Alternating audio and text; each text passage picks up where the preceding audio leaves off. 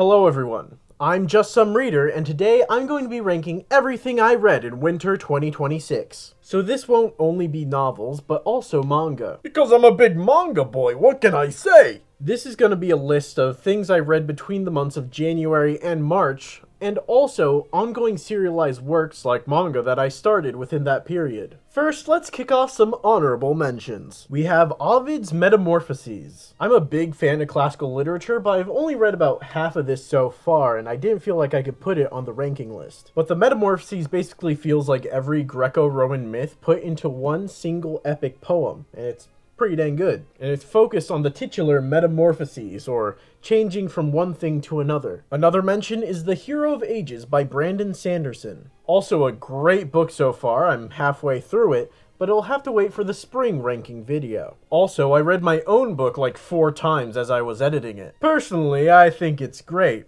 Totally not biased at all, of course. I also finished Donggun Lee's Daily JoJo, a webtoon. I think it's one of the best romance things I've ever read. It's just so fun to read. But it's here in the honorable mentions because I feel like ranking webtoons is a little weird. Because of how it's structured, it releases in seasons and not serialized every week like manga, so it kind of feels weird to put it like on the list. I don't know. Maybe I could put webtoons on here in the future. I don't know. But it's great nonetheless. And now a quick mention of some of the currently ongoing manga I've been reading. I read Shonen Jump manga weekly on the Manga Plus app because 1, it's free, and 2, the comments on it are often so hilarious, like on every chapter. It's so entertaining. Really like 25% of my reading experience, to be honest. Anyway, One Piece is still going strong, and the current arc is coming to a close soon, I feel. Marriage Toxin and Akane Banashi are also going really strong, and they're getting anime adaptations this season, which I'm really looking forward to. I believe Witch Watch is in its final arc, and it's an absolute blast as always, and I believe the relatively new Someone Hurts might be the best rom-com in Jump right now. It's so fun and cute and wholesome. Kagurabachi's flashback arc right now is shaping up to be pretty great, and I'm getting like Jujutsu Kaisen flashback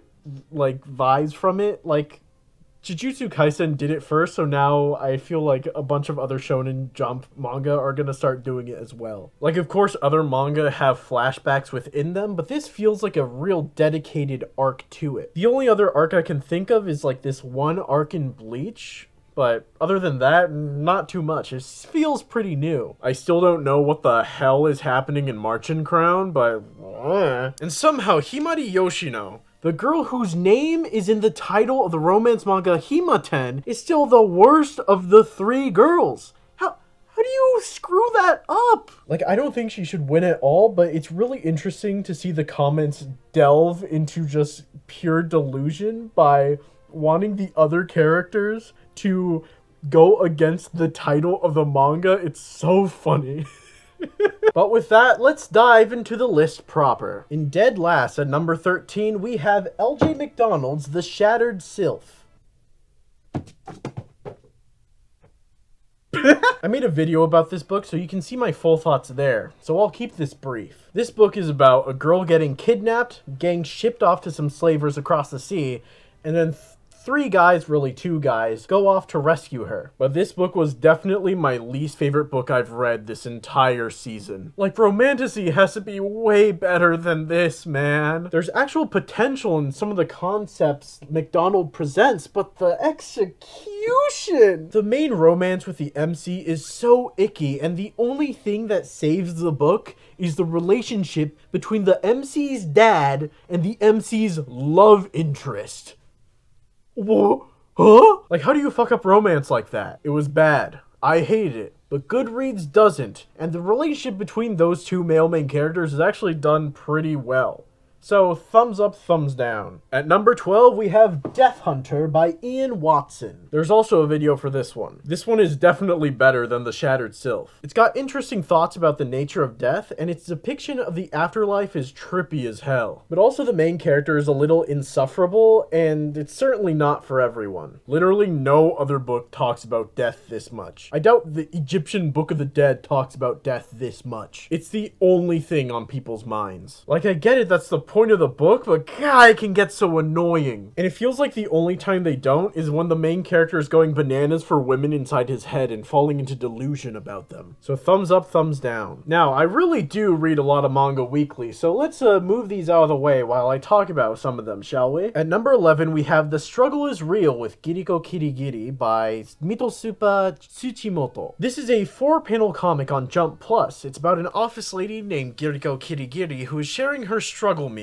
Even though it said she knows how to cook, she lives like this anyway because that's her like autistic hyperfixation. I'm not joking. This might be the most Japanese thing I've ever read, and that's coming from someone who loves Akane Banashi, which is about a very specific Japanese art form. I say this because there's so much Japanese convenience store and food culture shoved into The Struggle is Real with Giriko Kirigiri that I just don't really understand because I'm not familiar with it. Like, there are a bunch of spices and sauces that she uses that I don't know the taste of, or how she orders a bunch of eel heads? What keeps me reading is the cooking itself. Each comic, I'm always struck with the feeling of, you can do that with food? It makes me intrigued and worried at the same time. Like, girl, maybe you should eat something other than rice with sprinkles of MSG in it. Another thing I like is the cast of characters. We get to meet Giriko's coworkers and her neighbors, who all have a different relationship to food, and we get to see their own struggle meals. Some of them are in a band. I love the way this girl is drawn because it looks like she doesn't have a single thought in her head. One character's whole joke is she drinks a lot of alcohol, and I severely worry for her health. And for all the girl likers out there, there's Yuri if that floats your boat. This comic is very dense with text though, and since it's a 4-panel comic, there's not going to be a lot of deviation within the flow of a page. Just top to bottom reading text. So at times it feels like I'm reading more of a cookbook than a comic, so it might be a little bit more difficult for some people to get into. All in all, I give The Struggle is Real with Giriko Kirigiri a thumbs up, thumbs down. It's certainly not for everyone, and the comic is pretty niche,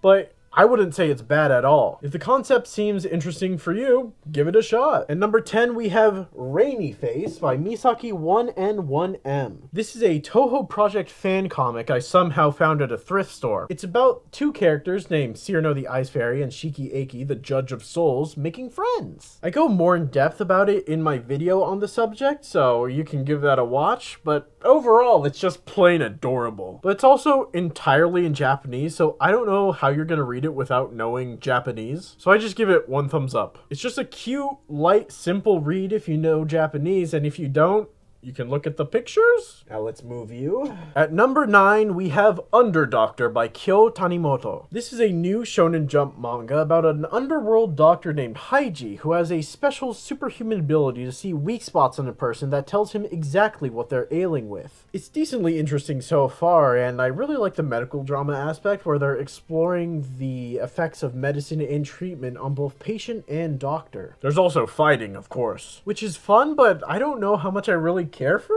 it. That might be because it's really early on in the manga right now, but in the most recent chapter, it seems that there are other people with superhuman abilities like Haiji, so maybe those superhuman abilities can tie into the medicine and treatment as well. So that will be interesting to see when it happens. If it happens. People get hurt during fights after all, so perhaps after a fight, Haiji will have to heal his opponent?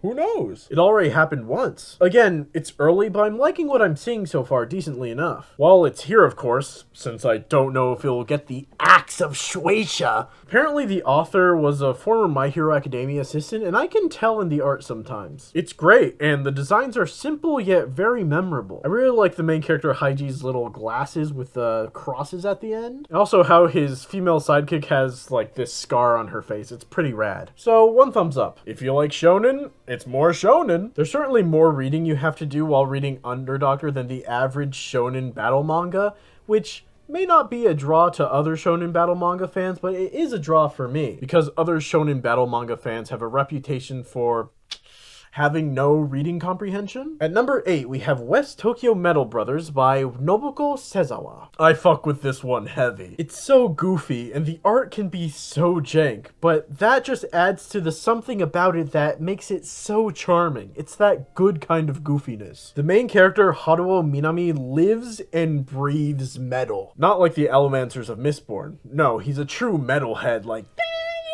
I had a feeling I would like it immediately once in the first 2 chapters my boy is herding cows by playing on an electric guitar. Then I knew I had to read it to the end when in the 2nd chapter he's fighting off a bear by playing metal. It follows Haruo's insane journey to becoming a real metal rock star. It only started serializing on Jump Plus in early February, so there's still a lot to be seen. My boy isn't even in Tokyo yet, and there aren't enough bros. I need to meet the bros! It's weird, it's goofy as hell, but at the core of it all, it's incredibly sincere. It wears its heart on its sleeve. Its characters are both simple and very complex. It's kind of hard to describe, but when you read it, you'll understand. It may not mesh well with certain people, but it certainly meshes well with me, so 1 thumbs up. At number 7, we have Jujutsu Kaisen Modulo, written by Gege Akutami and illustrated by Yuji Iwasaki. This one ended in early March, and I think it was a good follow-up to the original Jujutsu Kaisen. I was initially hesitant at the concept because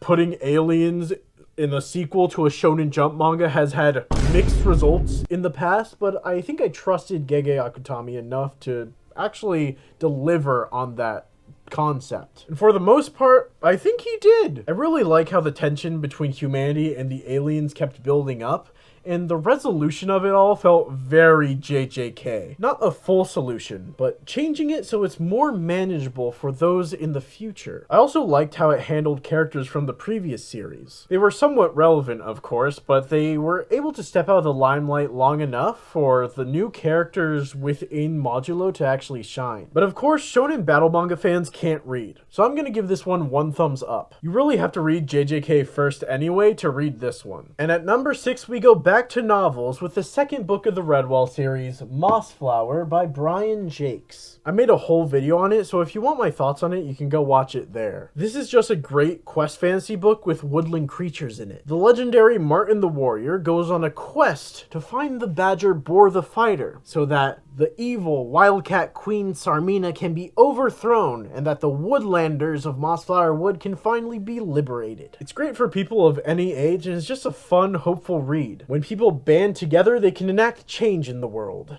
2 thumbs up. And at number 5, we have Stephen King's On Writing, a memoir of the craft. So fun fact, this is the only Stephen King book I've actually read.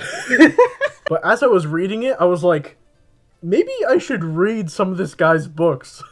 I think some people laud this book as the writing advice book, but I feel like it's not really a writing advice book. Like, no shit, it's on writing, so he talks about writing and gives some advice, but it's really not about the advice. This is a memoir first and foremost, so it's not really about the writing advice he gives, but really what you can glean about writing from the memoir he's telling you about. It's crafted in such a way and the events are so carefully chosen that it's meant for you to see how Stephen King got to the way he is and how that informed his writing as a whole. And through those events, you can glean something about writing for yourself. As I was reading it, I was like, wait, he does a lot of the same things I do when I write. He just like me, for real, for real. Like a big thing of closing the door for drafts and opening it for editing. Like I do that shit, Steven. I do that too. And also listening to music, I gotta listen to music. But Mr. King, how do you write while blasting Metallica and AC/DC and shit? I can't listen to lyrics, man. How do you listen to lyrics and write? But also, this guy is really funny, I gotta say. Like, I know he's a horror novelist, but the way he writes in here is just really funny. I was laughing, like, on almost all the pages. Like, throughout the book, I was having a chortle. And maybe it's bad, but the words final draft equals first draft minus 10%. Like, it's sticking in my brain, and I kind of, like, think about that, too. Like, you gotta cut shit out, man. Yeah, even if you're not a writer, you're gonna enjoy this book. And if you are, you're also gonna enjoy this book. It's just entertaining. Like, I don't really read memoirs, but that's a good one. So, 2 thumbs up. I should really read more Stephen King, huh? Alright, let's get you 2 out of here. We dive back into manga with number 4, Kohei Horikoshi's My Hero Academia. It's a story about a boy named Izuku Midoriya, also known as Deku, who has no superpowers in a world where everyone else does. But he still wants to become a hero like his idol, All Might. So when All Might chooses Deku as his successor and is able to impart his powers onto him, Deku is finally able to chase his dream of becoming a hero. I actually started this last year, but finished the rest of it this winter season. I initially had low expectations going into it. I remember falling off the series in high school after season 3, which apparently a lot of people also did. I also heard when My Hero Academia finally ended that people didn't like the ending for some reason, so I had to read it myself to find out. I was pleasantly surprised. Actually, I was more than pleasantly surprised. Heck, I'd even say it's a good manga. Great, even. It's certainly flawed in many places that people have no doubt criticized it over, but I don't think those flaws make it bad at all. Heck, I feel like some of those criticisms people have are totally unfounded. I knew going into it that I'd like the art, but I had no idea just how incredible Horikoshi's art is. This man just might be the GOAT. I'm not kidding. It's hard to think of anything else that looks quite as good as My Hero Academia does. For one, the actual quality of the art is obscenely high. Like, look at this double-page spread. How was this released weekly? And despite the characters having wacky designs because of their powers, they actually look unique and different from each other and look like actual people. I cannot say the same about other manga. Like, I feel like a lot of manga have the same body types, you know, but in My Hero Academia, they feel so varied. Also, the paneling is just masterful. I could point to a bunch of different panels, but just look at this one of Shigaraki. He has a power where whatever he touches decays, and that's happening to the panel itself. And then in the panel at the bottom, it's like his hand has burst through the white space and into the next panel. It's so good. I love it when comics actually mess with the panels itself, and My Hero Academia is no stranger to that. I think what My Hero Academia is at its core, however, is shonen battle manga in its purest, most distilled form. When people have the idea of a shonen manga in their head, they're thinking of a shonen battle manga exactly like MHA. It feels like it has every single trope inside of it, but it executes those tropes really well or slightly subverts it. When I was reading the last arc, I kept thinking to myself, this is the most shonen final war I've ever read. Like, people surviving past the point you thought they would, allies and enemies from the past coming out to help, etc., etc. It's definitely messy in its execution, but I wouldn't call it bad. I'd call it exactly what I expect. That's what I mean by MHA is what a shonen manga is. The characters themselves, however, are MHA's strongest aspect by far. Deku, despite a lot of manga and anime fans clowning on him, is actually a really great protagonist. And Shigaraki is actually a really great villain and foil to Deku. The Todoroki family drama is really good, and Uraraka is also a really good character. And Bakugo actually might be one of my favorite characters in all of manga. Like, his character development is just absolutely incredible. It's just that damn good. My sweet son, great explosion, murder god, dynamite. I give My Hero Academia 2 thumbs up. If you want to know exactly what shonen battle manga is all about, this is it. There are other series I prefer more, of course, that execute better plots, sometimes better characters, and certain aspects of the shonen formula better than My Hero Academia. But MHA knows its genre so well and is a masterclass in what exactly shonen battle manga is. My number 3 also knows the genre well, but it goes in a complete different direction than My Hero Academia and completely subverts the shonen battle manga genre. And that's Chainsaw Man by Tatsuki Fujimoto. I wasn't actually sure if I wanted to put this above or below MHA, but I decided to put it above. This is a manga I've been reading weekly for, since part 2 started, so 2022? And it finally ended in March. If you don't know what Chainsaw Man is, I don't even know how to begin to describe it. It's weird. Sometimes outright disturbing. Actually, a lot of the times disturbing. But that is actually part of what makes it so good. It stars Denji, a boy who's living a fucked up life in a fucked up world where devils roam free. The life he lives is truly terrible, and he resorts to killing devils for money and selling his organs just to get by. So when Denji is killed by devils, one named Pochita gives him a second chance at life, for Denji to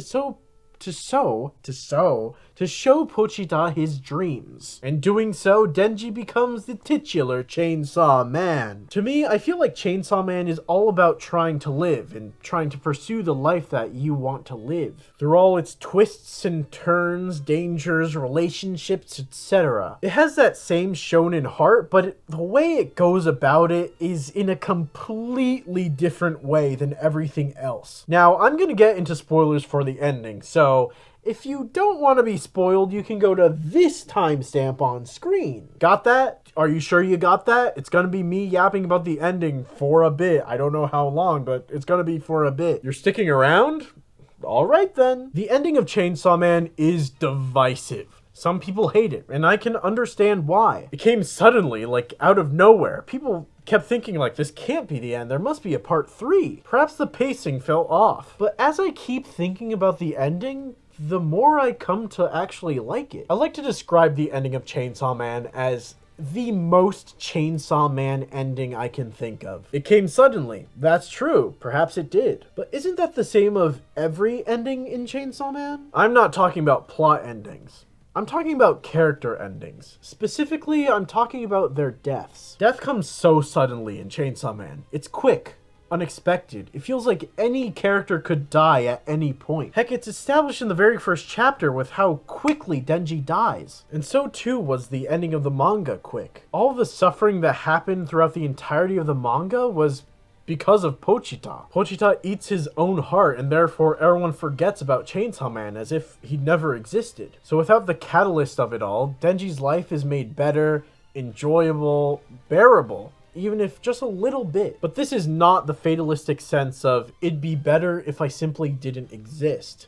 I feel like this has more to do with fame and attention. Pochita was always at the center of the enemy's plans, not Denji. It's because of that spotlight on Pochita that Denji couldn't find happiness. It's the complete opposite of the regular shonen battle story, that the main character must grapple with a great power to deal with a grand threat. They're the center of the narrative, the one that takes action, and by learning to wield that great power, it allows them to change for the better. But that's not really the case for Denji. Pochita's presence just makes his life worse. I think perhaps in Denji's case, he was never really the main character. He was certainly our protagonist, but it was never really about Denji. It was about Pochita. Denji was happier when the spotlight wasn't on him. He was never a hero to defeat the great evils of the world. Pochita is a devil after all, and what is a devil if not evil? Denji had always been just a kid who wanted to have some semblance of a normal life, but because of Pochita's presence, he'd never be able to reach that. Denji was forced into the role of a hero that was never meant for him. The normal life Denji wanted could only be reached if he wasn't the hero, if Pochita didn't exist. I can't help but read into the author himself. Pochita is what makes Denji into Chainsaw Man, after all, the name of the manga. And because of Chainsaw Man, Fujimoto was really thrust into the light of fame. But is that what he really wanted? Is a life of relative obscurity better? To live as one pleases without the burden of fame and duty? Like Pochita, it's not like Chainsaw Man can disappear entirely. It'll simply be forgotten. We see there's still a part of Pochita within Denji, just like how there will always be a part of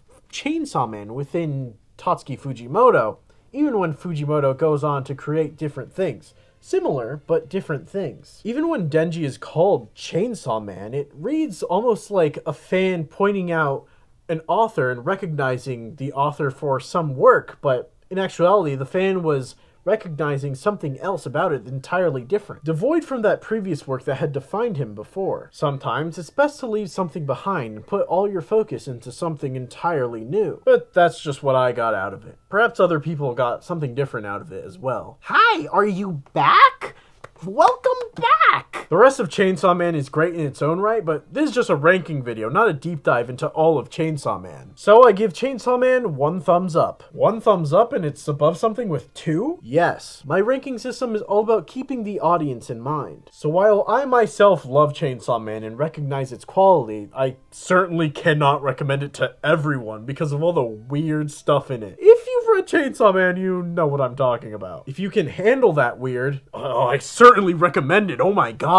And if you can't, I don't blame you, but you're missing out on something great. Now we finally come back to novels. Big ones. At number 2, we have Brandon Sanderson's The Well of Ascension. What can I say about the second Mistborn book that hasn't been said all over BookTube already? Like the first one, it's great. I could talk about the magic and how good allomancy is and how the new metal Duralumin brings something new and fun to it. I could talk about the character development of Vin, Elend, and Sazed and how they're growing as people and learning to face the challenges that are coming after them. I could talk about the exploration of politics, of leadership, of relationships and love. I could even talk about the twist at the end, which was a great twist. But I'm going to talk about my favorite bits instead, which may not be the first things that come to mind. This book is a siege. When I made my first video on the channel about Redwall, I mentioned how I felt like I hadn't read a full siege in a book before.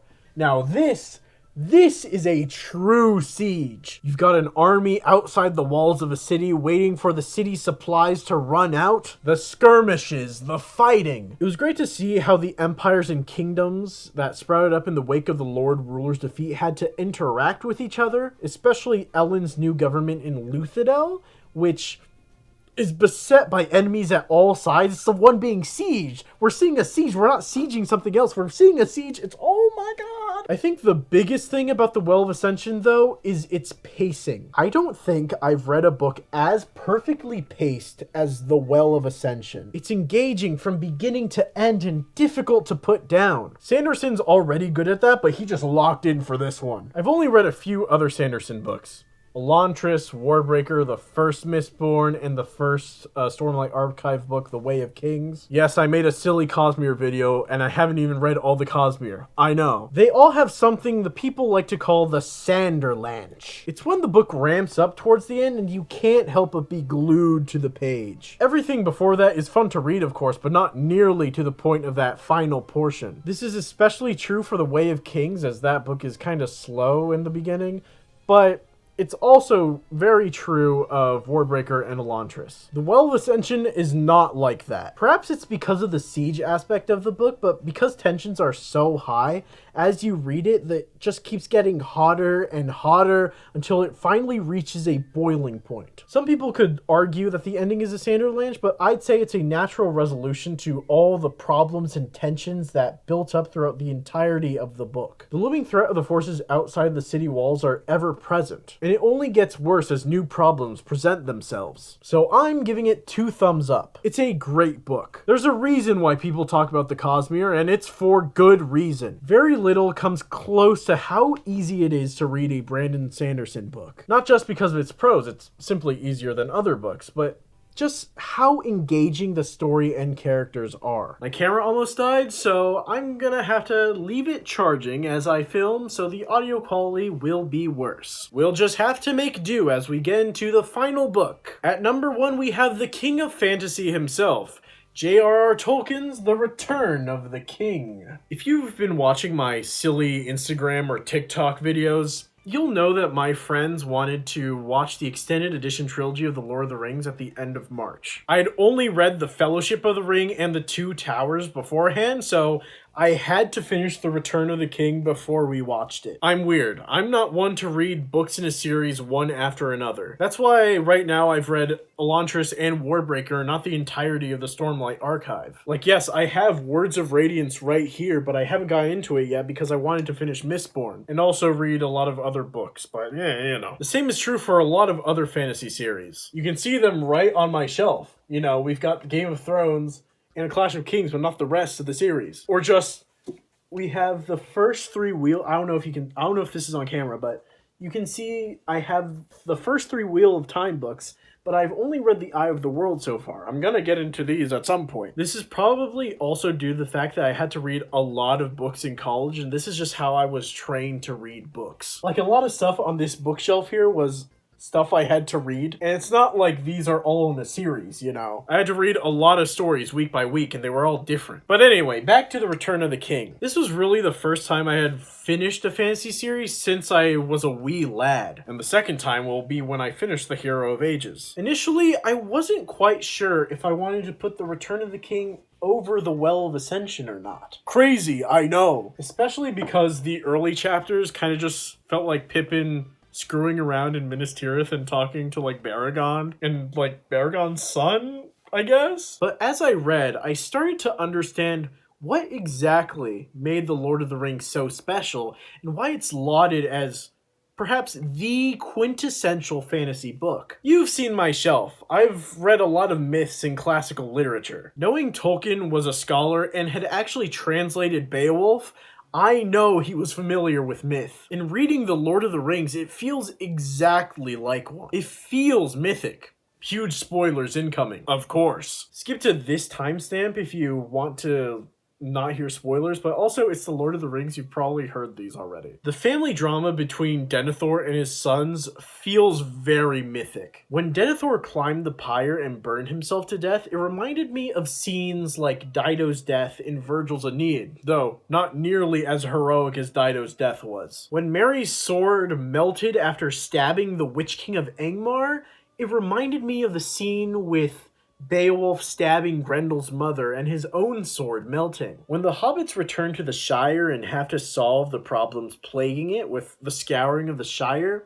it feels similar to how in the Odyssey, Odysseus has to solve the problems plaguing Ithaca in his absence. Characters also have multiple names and titles, like for Gandalf, you have Gandalf the Grey, Gandalf the White, Mithrandir, etc. Or you have Strider, Aragorn, Elessar, the King of Gondor, etc., you know. The Lord of the Rings uses the mythic mode to tell a story as classic as the stories of old. This gives Middle-earth as rich a mythic history as our own world in those old myths, like Beowulf.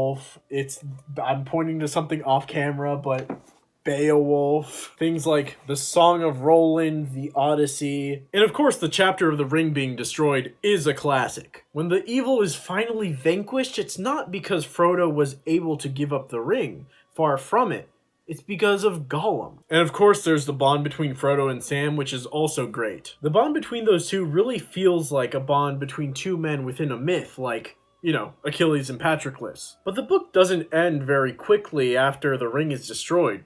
Far from it. The Return of the King really takes its time to get to its ending. There are 6 chapters after the ring is destroyed, and this is where I think the book really shines. This is because of the atmosphere in the book that I feel like no other fantasy book has really captured since. The Lord of the Rings is ever aware of itself and its place in history, aware of its connection to the past, present, and future. Too many fantasy novels are haunted by the past. They're very concerned with how the past is affecting the present.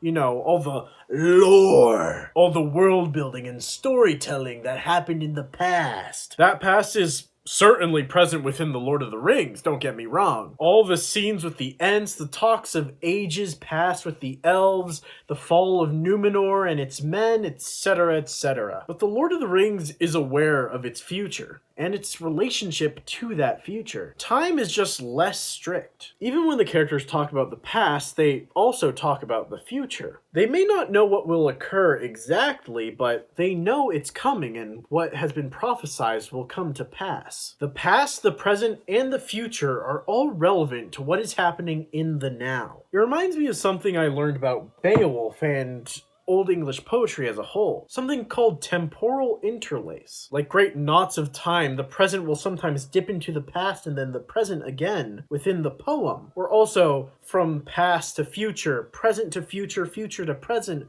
it's all connected in one knot. That is the poem. And that's kind of what's happening in The Lord of the Rings, which makes sense. Tolkien definitely read Beowulf. But back to The Lord of the Rings. Even when it knows the end is coming, it's content with that ending and is able to embrace the future. Because life may end for one, but it continues for everyone else, for other people to take up the mantle. I think what encapsulates this the most, though, is the second version of The Road Goes Ever On in Book 6, Chapter 6. The road goes ever on and on, out from the door where it began. Now far ahead the road has gone, let others follow it who can.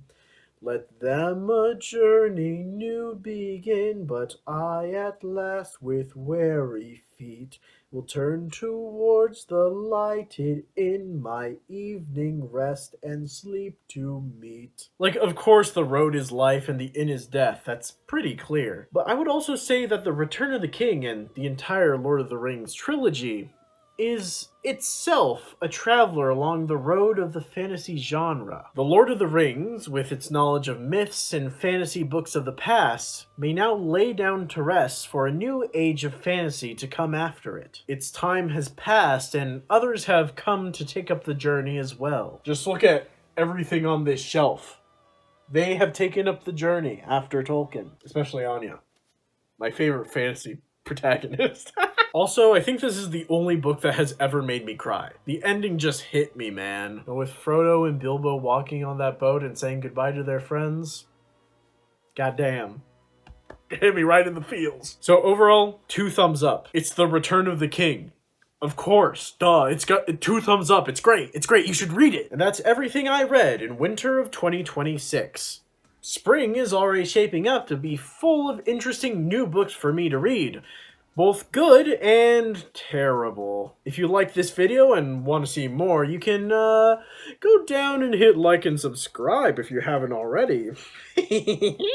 And while you're down there, tell me your thoughts about the books I've read in the comments down below. Am I right about the Chainsaw Man ending? Am I wrong?